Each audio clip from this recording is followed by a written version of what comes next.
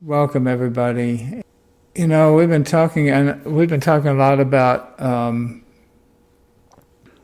what are some of the things that we can do in our lives from our place of compassion for ourselves and others and what's going on in the world. To me, it's a really vital topic because I think it's important to everybody feels that they're being able to make a difference in some way, at least commensurate with their conscience.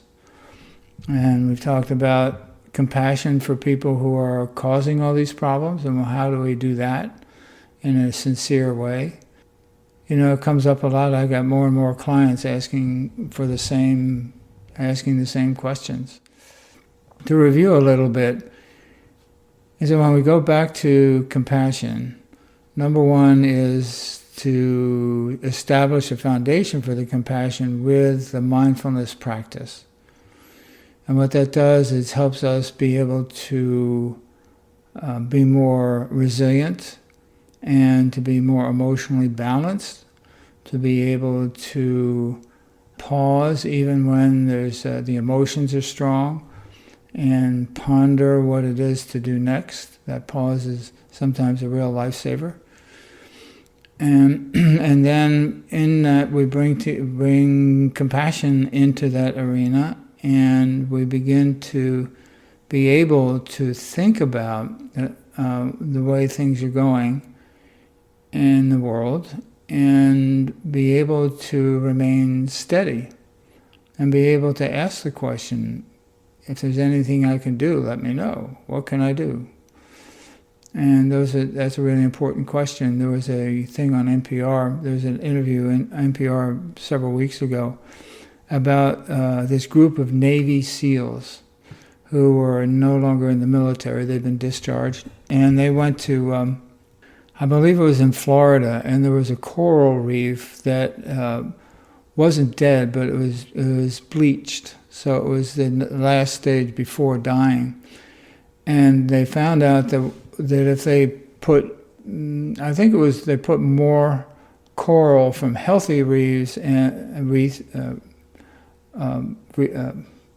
from other coral reefs that are healthy and some other materials, and build it up, that it might help that coral reef to survive.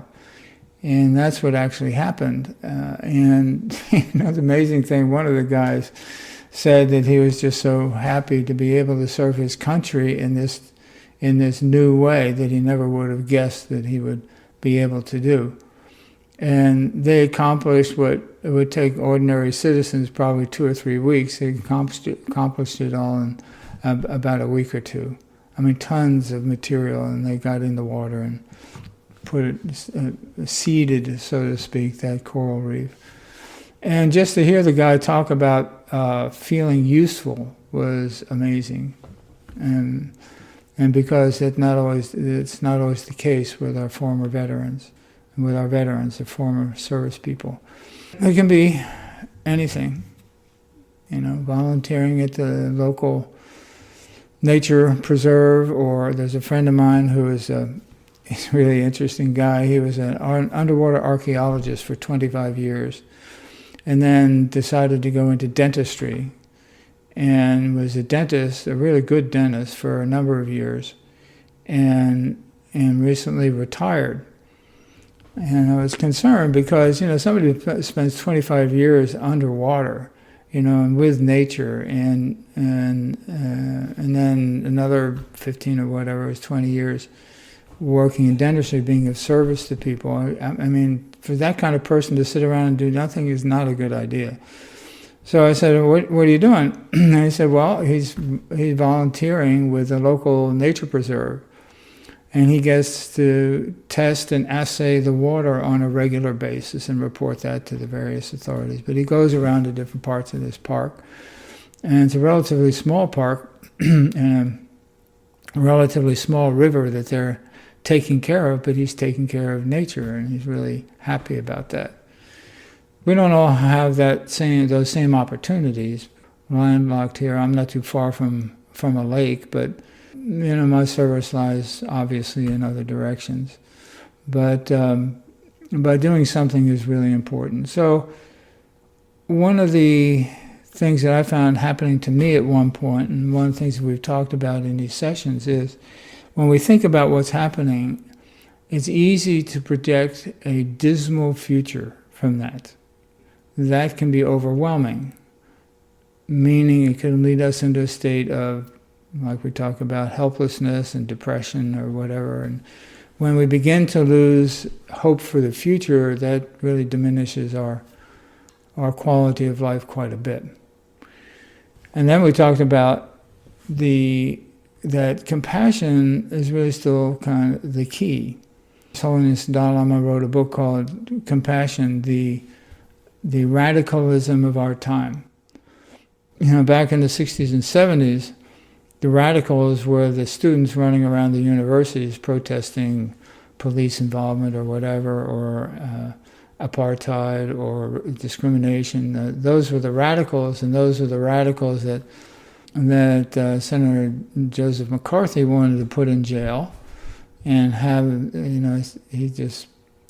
he was quite, if you all don't know about Senator Joseph McCarthy, it's worth a look. But anyway, he had everybody running scared. That was called the Red Scare, was a nickname for that era. So all I had to do was wave the flag of their communists and subversive and radicals, and he did tremendous damage to our country. But now, Dalai Lama, using the term that compassion is the radicalism of our day, puts a whole new spin on it.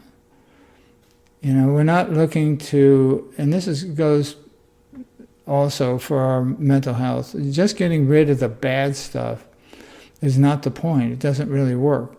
It's about mobilizing our own internal resources through a sense of hope and direction. And we don't even really need a specific direction. We don't necessarily need, on a certain such and such a day, we're going to go do such and such, or we need to get a big job here, or whatever, or volunteer. But there's another example of, homeopathy is one of my favorite topics, and there's he was one of the top 5 homeopaths in the world, and he really helped single-handedly to really revive homeopathy and revitalize the process of finding new remedies and describing new remedies and that sort of thing. Well, he's been in Africa for like 15 years now. And apparently he has the resources to do that. I mean, the local people can't afford to pay him anything. And he's been curing, and I use that word with, how do I say it? It really is curing. In other words, that's not hyperbole. Because in homeopathy, there's a very definite process that one goes through to be able to say that a case has been cured. But malaria and AIDS and HIV and all kinds of things there. It's amazing. But not all of us can do that.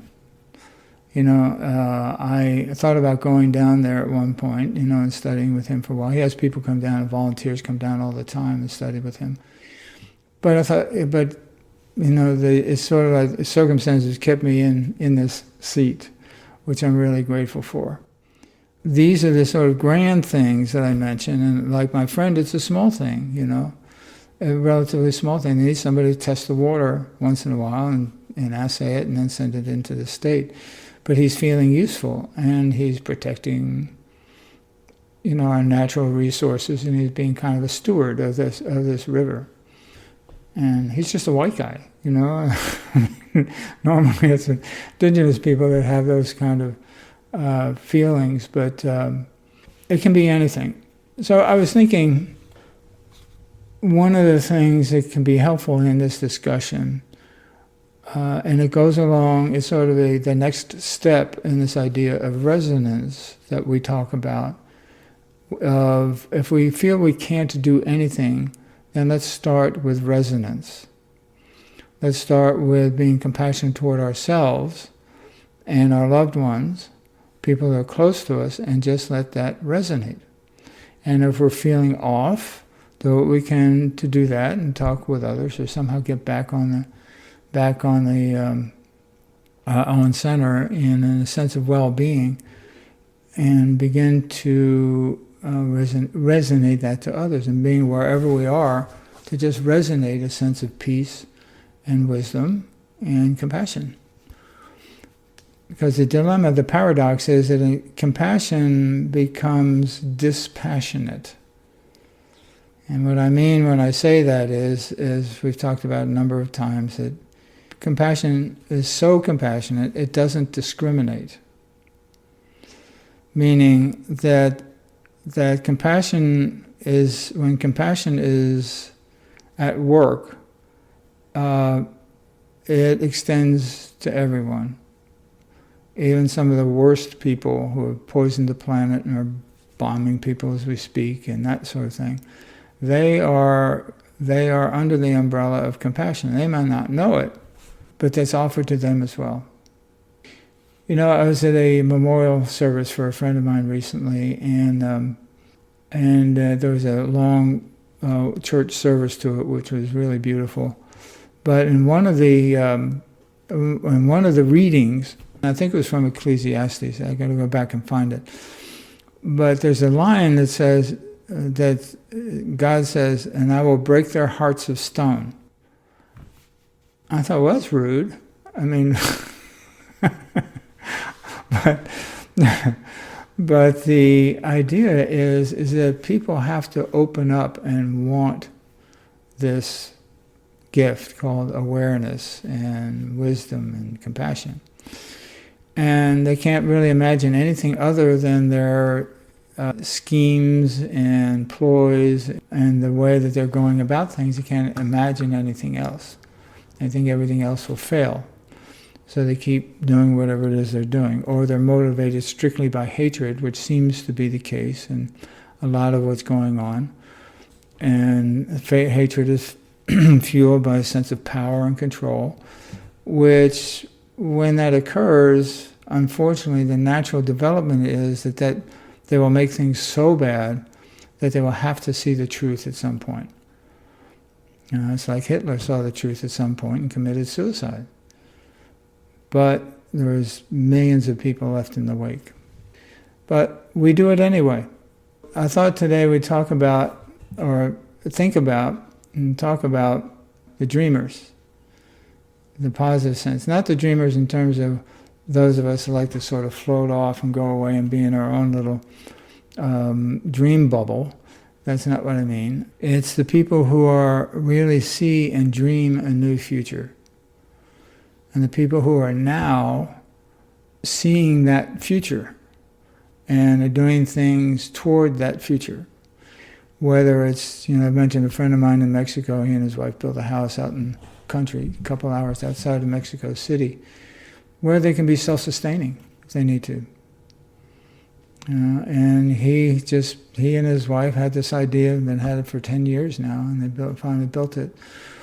And then there's eco-villages all across the world, really, that are sustainable. And there's so much going on that we don't really hear about because they're not interested in making $1 million a week. They're just not interested in that.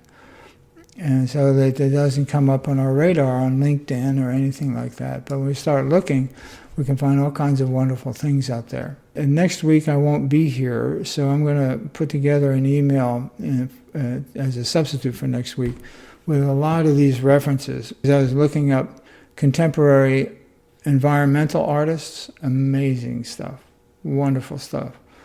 And so I'm going to put a lot of that information in the next email with all the links, because I think it's really important to see the other people's vision of where we really need to go and where we're going to go.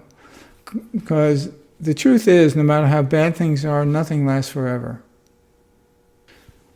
It just doesn't. So at some point, whatever's going on will ripen, become incredibly horrible, and then peter out. That's the way it goes. That's the way everything goes. Everything has its own life cycle. And who knows how long that will take or what's it's going to leave in its wake. We don't know, but we don't know definitely that's what's going to happen. Same thing with the Second World War. I know it was really terrible, but but finally it dissipated. But in the meantime, we can provide for ourselves and our loved ones to be of service and to be a part of that as best we can. So if you've seen the email, the first one was, and I had never seen this photo before, Swami Satchidananda gave the opening address at the Woodstock Rock Festival in '69. He's passed on, but his community is still going. It's called Yogaville. And there's been a bunch of people out there since the '60s, and they're still going. Small community, but they're going, and there's other communities like that all around the world, little communities where people are staying close to nature and close with each other and doing what they can to make the world a better place as far as their influence and their reach goes. So I figured the meditation we do today would start out as usual with a mindfulness meditation and with emphasis on the pause space.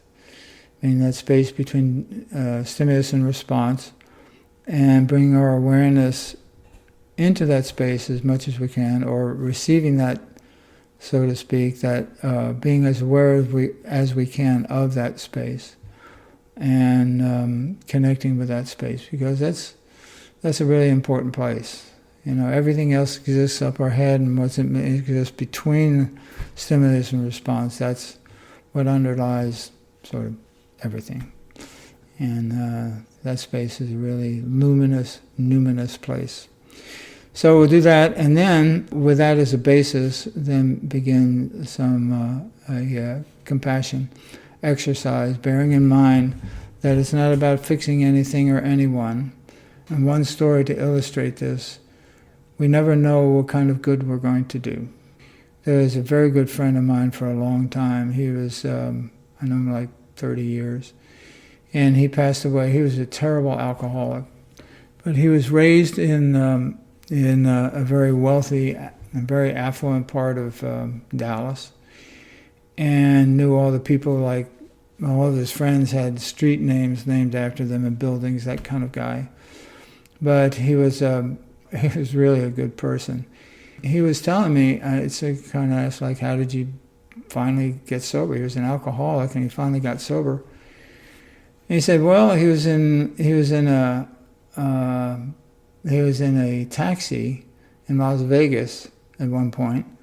I guess he must have been. I think he'd been drinking, right? So the taxi driver kind of knew what the deal was, and the taxi driver was in AA and been sober a number of years. So he just suggested you talk to him about Alcoholics Anonymous and this sort of thing, if you got a problem and all that. Well, 10 years later, he goes to an AA meeting. So, and that's not unusual. It's like, in a sense, it took that long for that seed that was planted by that taxi driver to germinate. And we don't really know what the timing is for an individual. We don't know, what it's going to take.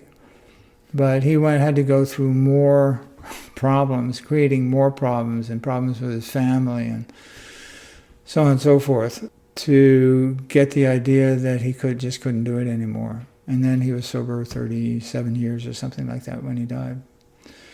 So to me, that's an example of we spread the seeds of compassion. Like it says, it's either we sow on stone, and eventually, maybe in the next century or two, maybe it'll get through, or on rocky soil, or we sow it on good, loamy, fertile ground. But we scatter them anyway. And we don't really know what's going to take hold when. And that's really the ultimate position of compassion. We don't really know what's going to happen. And last story before we begin, I remember there was a documentary I saw a long time ago on TV. It was and I've mentioned this before, but there was a week-long ceremony by the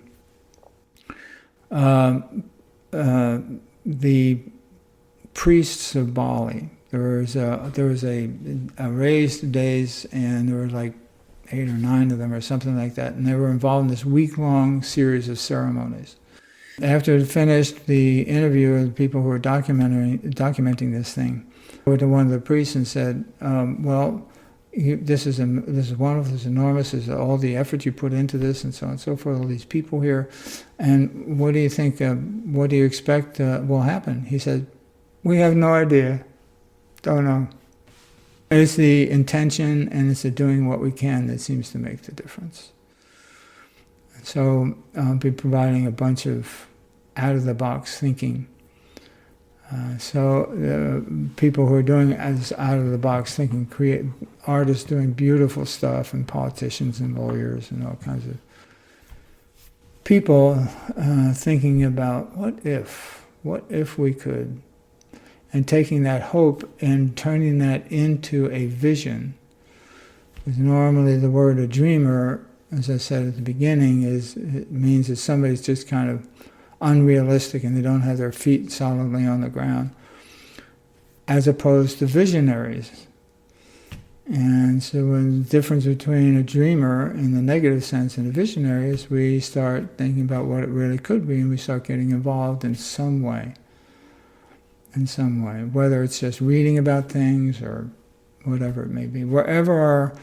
Once we have that compassion, the compassion itself provides the drive to do these things.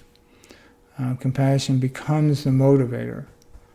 And so when we do that and tap into that compassion, then we begin to see about what things could be like. I mean, what if, let's say 80% of the planet or 30%, 70% of the planet just don't get it. I mean, they're not connected with nature. All they really want is power, and they're greedy and willing to do anything to achieve their selfish ends. What if they weren't here at some point? What if that just wasn't part of it, the planet at all? What if the 20 or 25% that are left who really love the planet and care for other people, finding new ways of interacting with each other and community building and of surviving and thriving, what that means in practical terms, and there's a lot of people out there doing that. You know, what would that be like if that was now 90% of the population? That'd be very cool. We could do amazing things. Because one of the things that I find really interesting is that, you know, Americans have been known for their ingenuity, coming up with all kinds of stuff at times, but only within the industrial context, technological context. What if that wonderful sense of creativity that was applied to nature itself, regenerating nature, providing enough food for everybody, having enough money evenly distributed so everybody wouldn't be any more homeless anymore because everybody's useful and working and doing stuff, or being taken care of if they can't work. I mean, what about that? I mean, that's an interesting idea. So we begin to be the dreamers of the future. And we really don't know. It's like the work that I've done with people who are alcoholic. I have no idea whether they're going to get sober or not. And a lot of the people I worked with, particularly in the hospitals and the treatment centers and stuff, many of them didn't. But it doesn't matter. You know, I felt in some way, at some point in their life, whether it's now or next life, if you believe in past lives and stuff, somewhere they'll get sober. They have to. You know, it's going to do some good somehow. So we don't know, but I really believe that's the case. That's what I believe, is that whatever good we do will bear fruit at some point. So with that in mind, we'll start with a mindfulness meditation, and then we'll go to a compassion meditation, and throw in a little Tonglen at the end. for those of you who find Tonglen really difficult, throw that in at the end. And so finding a comfortable position, and we'll begin.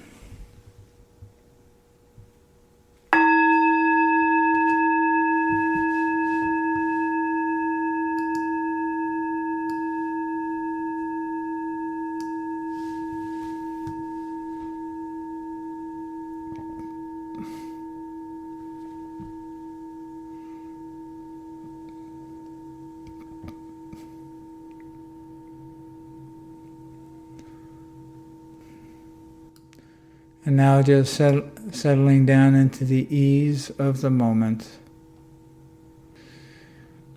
And doing what we can to just let go of our sticky notes and our thoughts of today or tomorrow, or anything that we missed yesterday, any kind of frivolous negative self-evaluation, any of those other thoughts that can lead us astray. And just settling into the moment, into being right here, right now. And wherever we are, getting to remember what it's like just to be.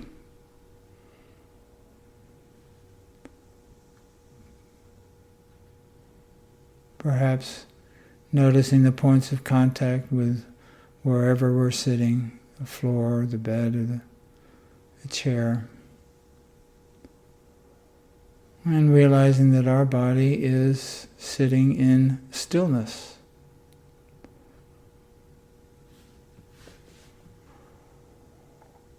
And allowing ourselves to settle into this stillness as best we can.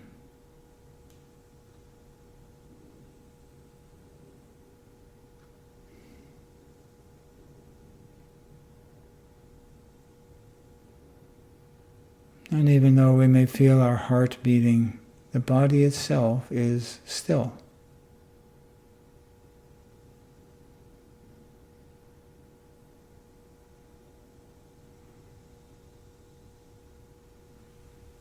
Allowing ourselves to take up residence in this present moment.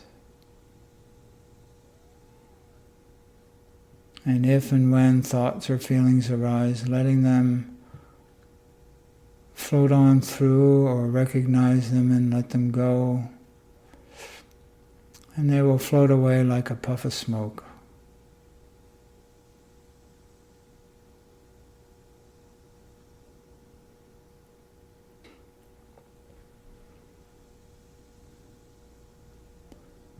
And the more we settle into the present moment, the easier they float away.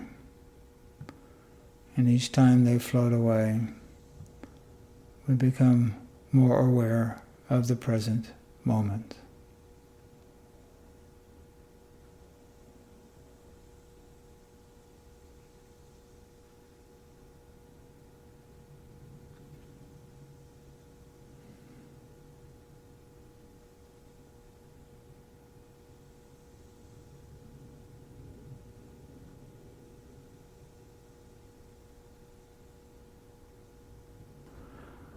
And allowing the silence to become part of our awareness also.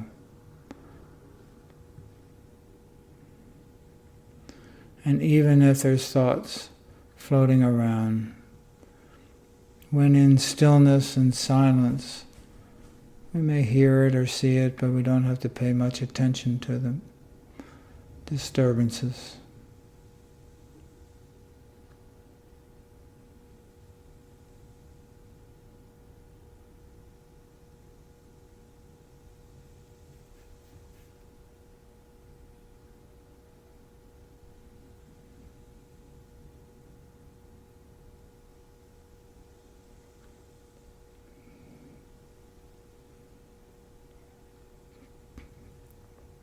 And as we sit, we gravitate more and more towards this space between stimulus and response, space between thoughts, space between emotion.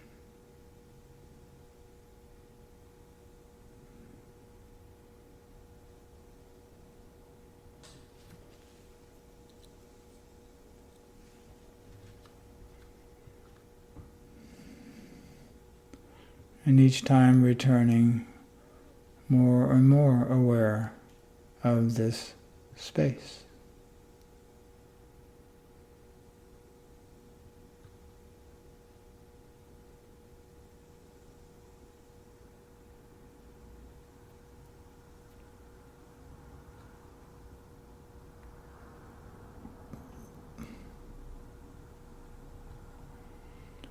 And allowing us to continue to settle in and settle down in this place.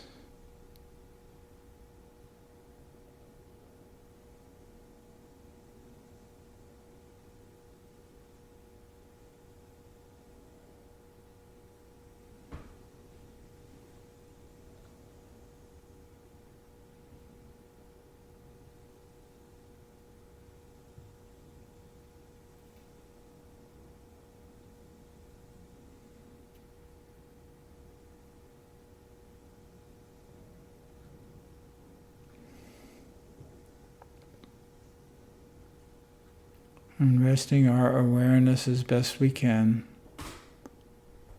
in the right here, right now. And if it's caught and wanders off with a thought or feeling, after releasing the thought or feeling, returning to just right here.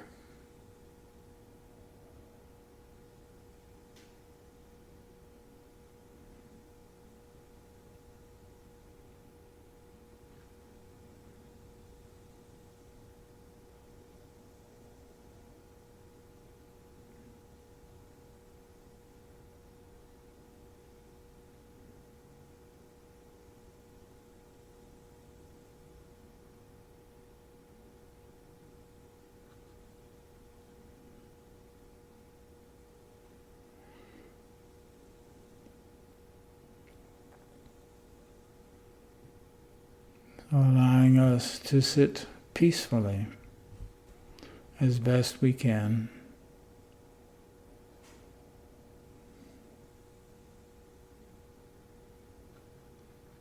Enjoying presence.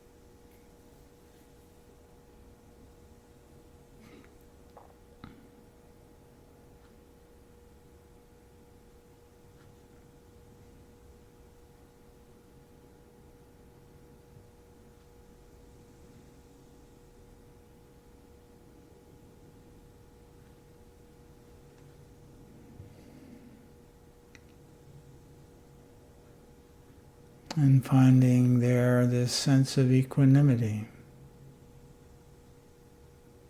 of steadiness and calm.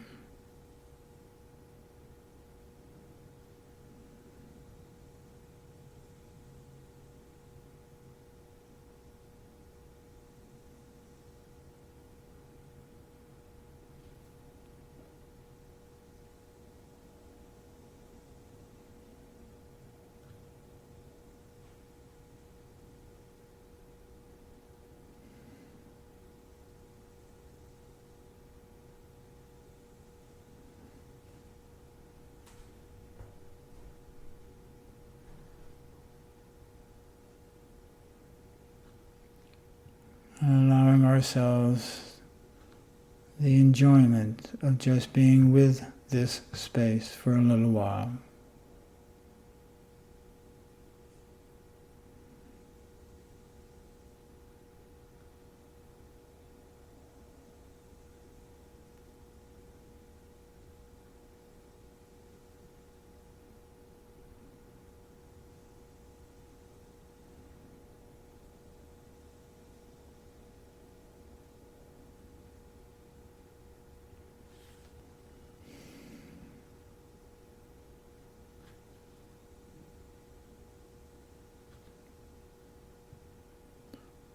And allowing from within this space compassion to arise.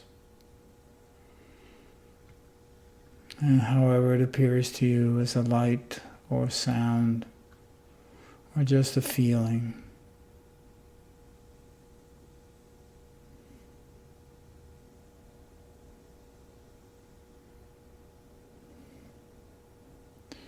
and compassion for oneself.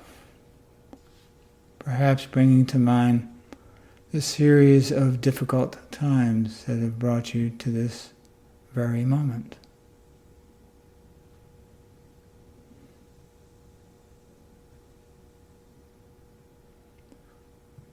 The gifts that people have given you along the way, whether it was guidance or compassion or just friendship, that helped us move forward.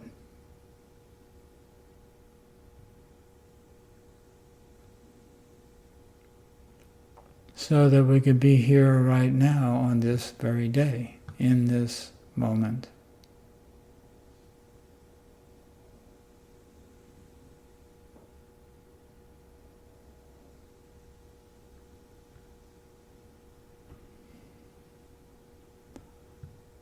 And whether we thought about it at the time as compassion, perhaps we can see now that it really was just a simple act of compassion that sometimes turned the tide.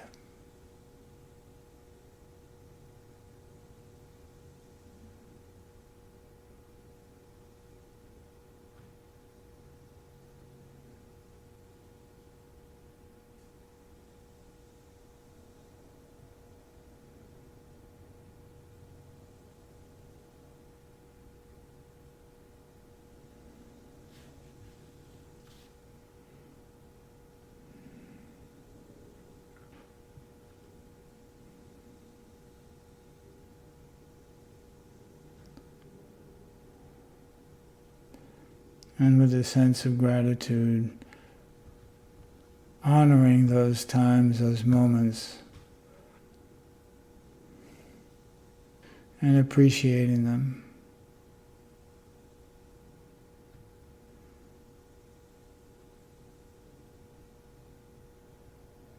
And how in some ways, small or large, they help shape our life and our very own being.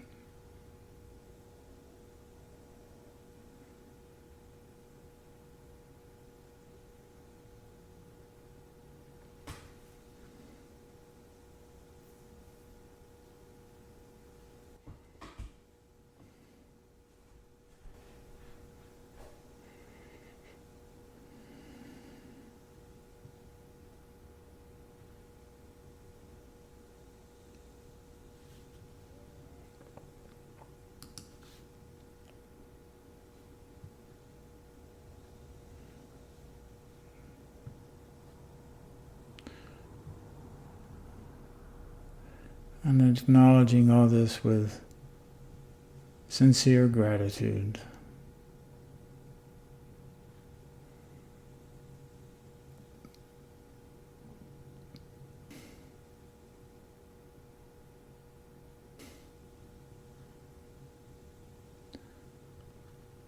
And now bringing to mind something that you may have done for someone else, a kind word or a gesture,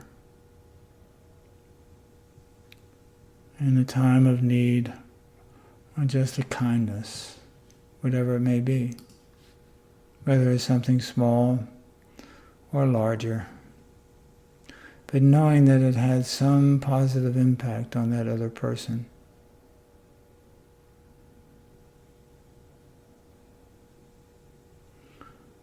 That if they were here doing this previous exercise, they would be thinking of you.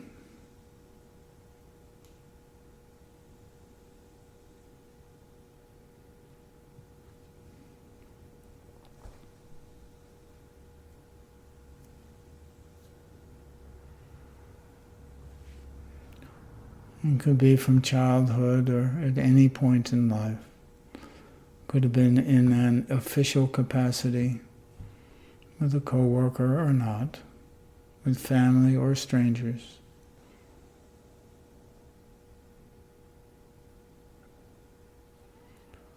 That in some way perhaps we made someone else's day or life better in some small way.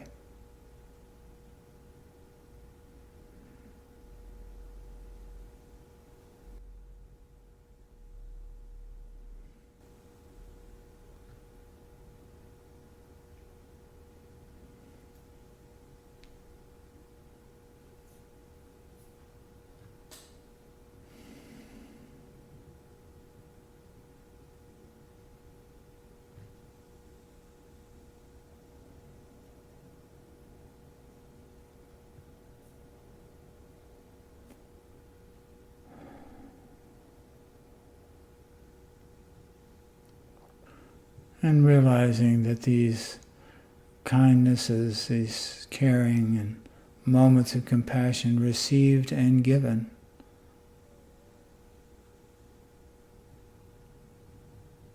are part of our lives that we carry with us.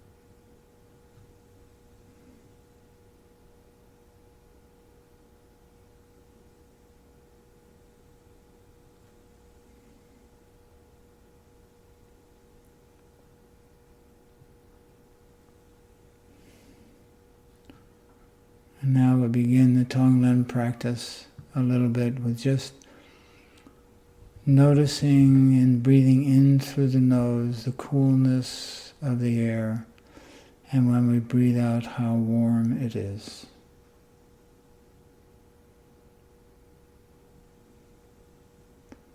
That when we breathe in, the body just automatically and naturally warms up the breath, and we breathe that out.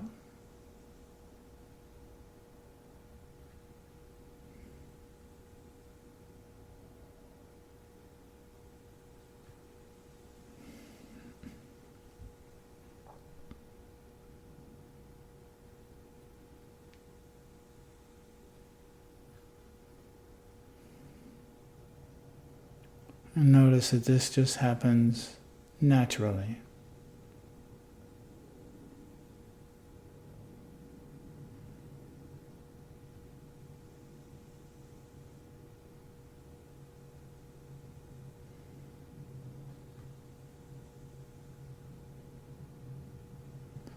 And what we'll be doing is breathing in life's difficulties and breathing out healing and compassion.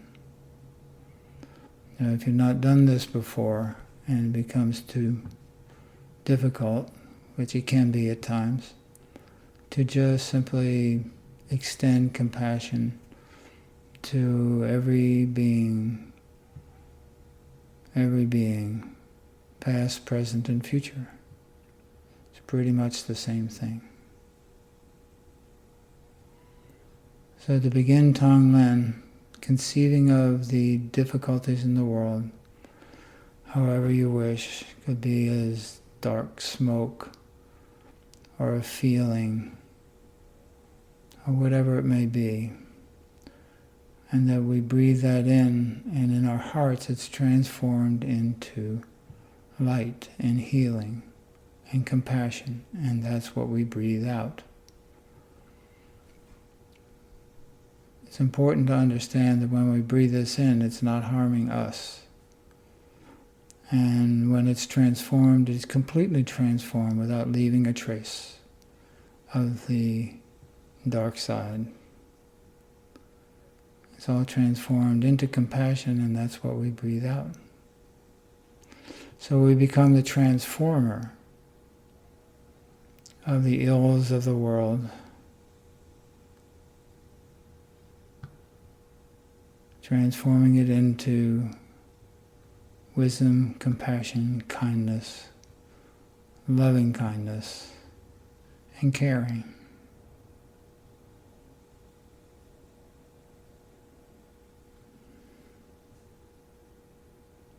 And again, if this becomes, and it is difficult for some people, particularly haven't practiced this much, then just to radiate compassion, as mentioned a moment ago. But either way, what we're breathing out is hope, is peace, healing, life enriching in whatever way we can conceive.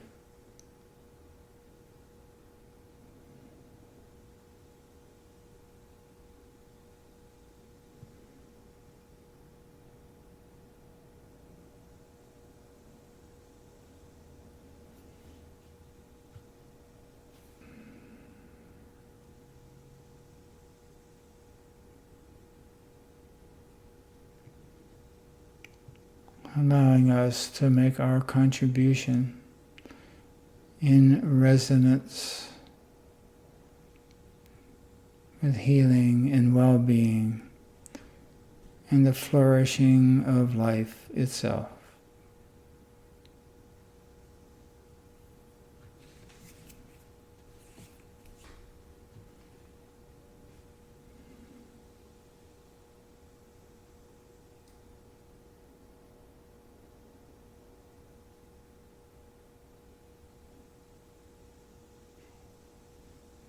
And as we settle into the practice, whichever form it's taken for you,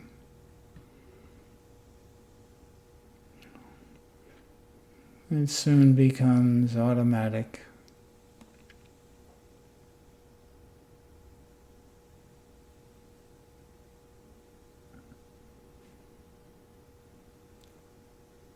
And simply with every breath or every heartbeat, we send out compassion, kindness, love, flourishing, wisdom, innocence, enjoyment, whatever it may be.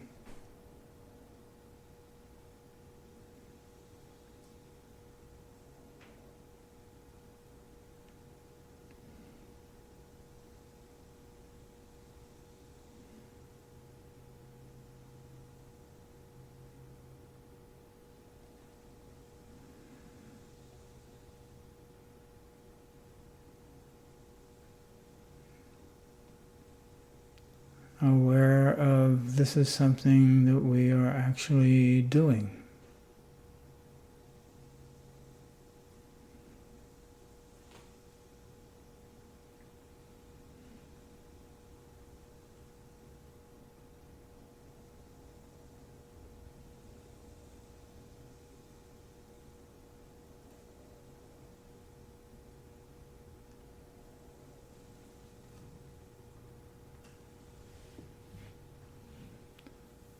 That in some way, at some point, whatever it is, wherever it is, we're making some kind of difference.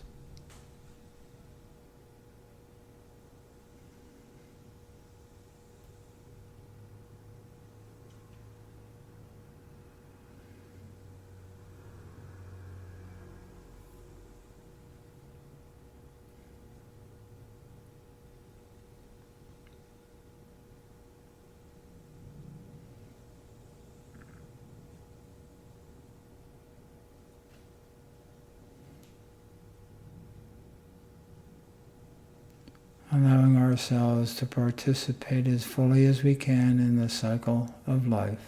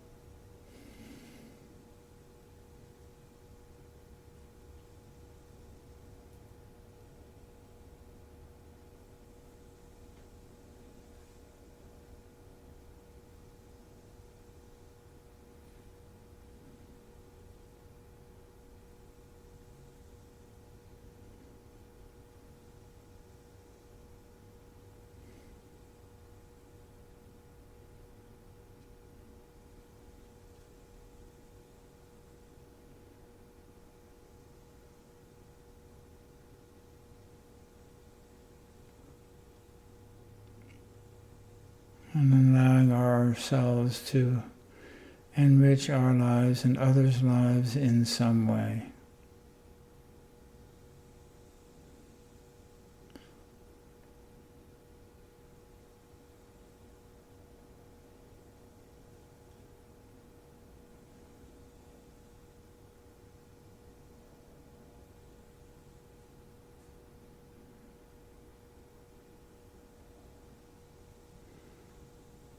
So that perhaps we will find other dreamers of the future showing up in our lives, or we may seek them out.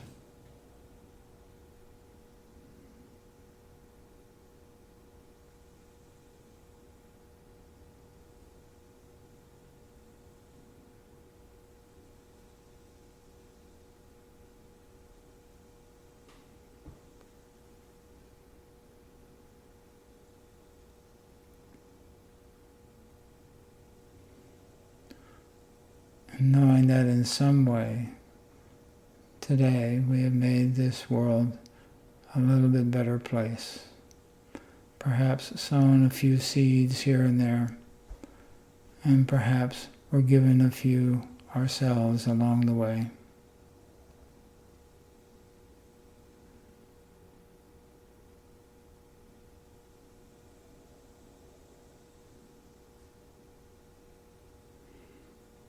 And then we can do this at any time.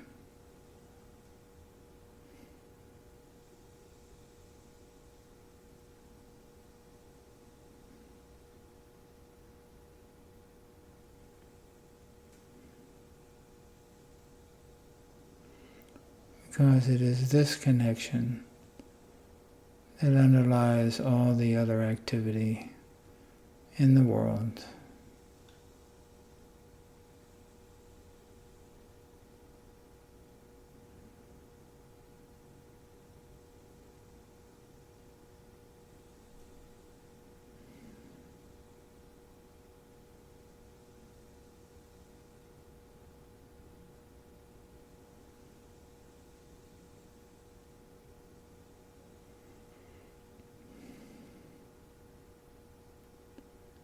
And allowing ourselves to absorb this experience, these feelings,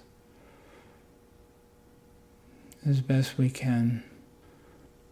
And letting the body absorb them the way a sponge absorbs water.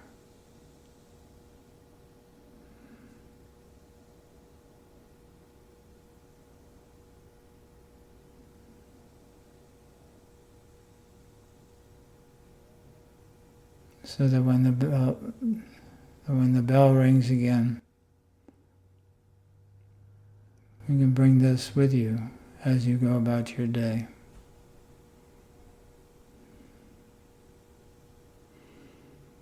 And come back to it at any time.